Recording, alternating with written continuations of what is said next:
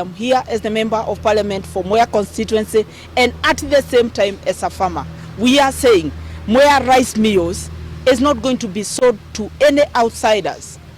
If the government intends to sell their 55% shareholding, they have an option and only one option to sell those shares to us Mwea farmers through Mwea rice growers. And that is the only option. There is no other option. This meal is not going nowhere. That's what we are saying. And we are not going to allow any outsider kukanyanga hapa Mwea ati ananunua hii. Tumesikia iko watu wameonekana hapa Mwea rice meal wakiangalia hii meal wakisema wanataka kununua. Wajipatie shughuli, haiendi mahali. We are perplexed as farmers of Kirinyaga and especially rice growers. We understand the government is interested to sell MRM, Mwea Rice Mills Company Limited.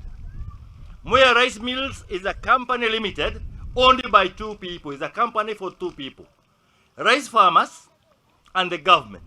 The government has majority shares of 55%.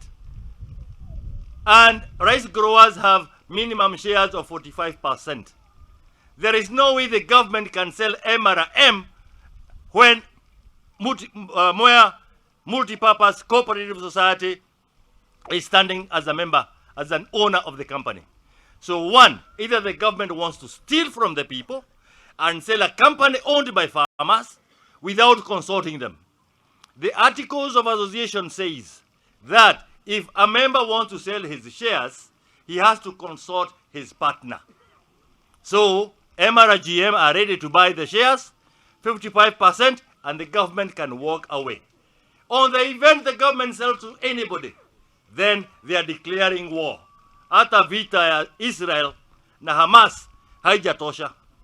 Haki nakwambia, haitoshi. That mill will not be sold to anybody. And anybody who has an interest, because we have heard there are people who are visiting there wanting to buy, please, asahau, the word to forget, he must forget. There is no meal which is being sold to anybody other than Mwea Rice Growers Multipurpose Cooperative Society.